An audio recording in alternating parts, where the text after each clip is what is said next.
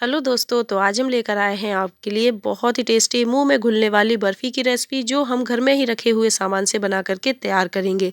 आपकी बर्फ़ी इतनी टेस्टी बनेगी कि आप इसको बना करके पूरे महीने के लिए स्टोर भी कर सकते हैं।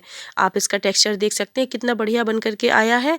तो आप इसको एक बार ज़रूर ट्राई कीजिएगा, आपको ये बहुत पसंद आएगी। तो चलिए बनाना शुरू करते हैं। तो इस बर्फ़ी को आज हम बनाने वाले हैं गेहूं के आटे से। नाप के लिए यहाँ पर हम कोई कटोरी या कप ले लेंगे और 1.5 कप लेंगे गेहूं का आटा और आधा कप लेंगे उसी बर्तन से नाप करके बेसन। टोटल यहाँ पर हमने 2 कप क्वांटिटी ली है और 1 चम्मच लेंगे देसी घी और स्लो फ्लेम पर 2 मिनट के लिए इसी तरह से हम इसे हल्का सा भून लेंगे।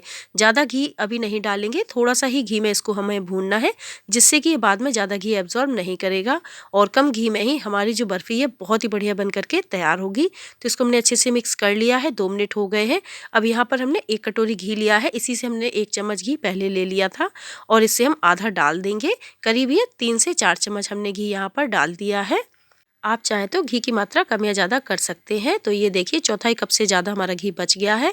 अब फ्लेम को स्लो करेंगे और कंटिन्यू चलाते हुए इसे हमें अच्छे से रोस्ट कर लेना है, जब तक कि इसमें से अच्छी सी सुगंध ना आ जाए भुनने की।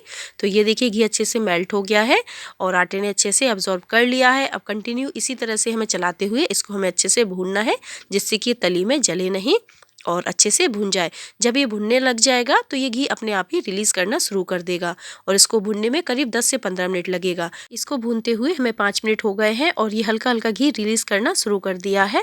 और आप देखेंगे 10 मिनट के बाद ये बढ़िया से भुन जाएगा और जितना घी रिलीज़ करेगा तो समझ जाइएगा कि हमारा बेसन और आटा अच्छे से भुन गया है। इसमें बढ़िया सी सुगंध आना शुरू हो जाएगी।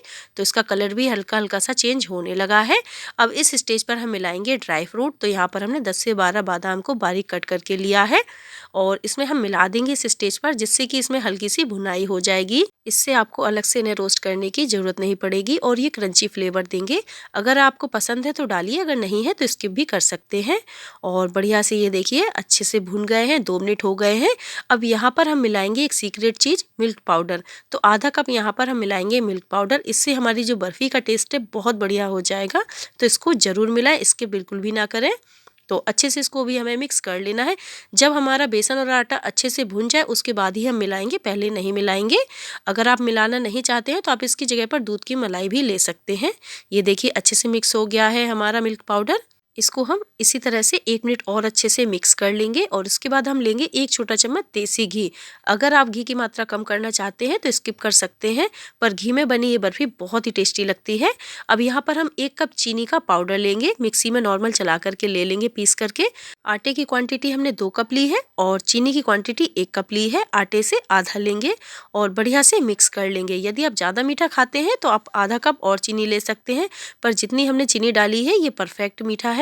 तो अच्छे से हमें मिक्स कर लेना है और गैस के फ्लेम को यहाँ पर हम स्लो कर लेंगे और बढ़िया से मिक्स कर लेंगे। पहले ये बर्फ़ी हम बिना चाशनी के बना रहे हैं तो बहुत ही सॉफ्ट बनेगी। तो अच्छे से मिक्स हो गई है, आप देख सकते हैं। अब यहाँ पर हम मिला देंगे हरी इलायची का पाउडर, चौथाई चम्मच के करीब। इससे बहुत अच्छा फ्लेवर आता है बर्फ़ी में। अब इसको हमें अच्छे से मिक्स कर लेना है और इसको हमें 3 से 4 मिनट और भून लेना है, जब तक कि इसमें से घी रिलीज़ ना होने लग जाए और चीनी मेल्ट ना हो जाए। तो ये देखिए 3 से 4 मिनट हुआ है, बढ़िया से डो की फॉर्म में आ गया है। चीनी अच्छे से मिक्स हो गई है और पिघल गई है और घी भी इसने रिलीज़ कर दिया है। तो परफेक्ट स्टेज है इसको जमाने के लिए। तो इसके लिए हम कोई ट्रे या फिर थाली ले लेंगे और घी से ग्रीस कर लेंगे और इसमें हम डो को डाल करके अच्छे से सेट कर लेंगे। घी लगाने से ये आसानी से निकल जाती है। तो बराबर से इसको हमें सेट कर लेना है। जितनी मोटी या पतली आपको बर्फ़ी बनानी है उतनी बना सकते हैं। तो यहाँ पर हम आधा इंच के करीब मोटी रख रहे हैं इसको। अच्छे से हम इसको सेट कर लेंगे और 5 मिनट के लिए इसी तरह से हम इसको छोड़ देते हैं। उसके बाद हम डेकोरेट करेंगे इसको, क्योंकि ये अभी काफ़ी गीली है। और 5 मिनट के बाद जब ये हल्की सी सेट हो जाएगी तो उसके बाद हम डेकोरेट कर देंगे कटे हुए पिस्ते से, बादाम, काजू, जो भी आपको पसंद हो, हल्का सा इस तरह से टैप कर देंगे, चिपका देंगे अच्छे से और इसको प्लेटफॉर्म पर इसी तरह से 30 मिनट के लिए छोड़ देते हैं। तो ये देखिए 30 मिनट हो गए हैं, अच्छे से ठंडी हो गई है और इसको हम मनचाहे आकार में कट कर लेंगे। शेप आप कोई भी दे सकते हैं, जो भी पसंद है। आप चाहे तो हल्के गीले में भी कट लगा सकते हैं, ये आसानी से कट जाती है। और ये बर्फ़ी एक बार आप ज़रूर बना करके देखिएगा, बहुत ही टेस्टी बनती है, मुँह में घुलने वाली बनती है।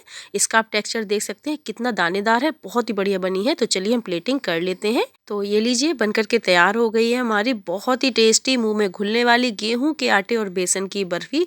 एक बार आप इसे ज़रूर ट्राई कीजिएगा, आप मार्केट से लाना भूल जाएँगे। यकीन मानिए आप इसको बना कर के स्टोर करेंगे, क्योंकि ये इतनी बढ़िया बन कर के तैयार होती है। और आप इसका टेक्सचर देख ही सकते हैं कितना बढ़िया है, बहुत ही बढ़िया बन कर के तैयार हुई है। तो ज़रूर ट्राई कीजिएगा। और आपको हमारी रेसिपी कैसी लगी कमेंट में ज़रूर बताइएगा, और प्लीज़ चैनल को सब्सक्राइब, वीडियो को लाइक शेयर करना मत भूलिएगा। अपना कीमती समय देने के लिए थैंक यू।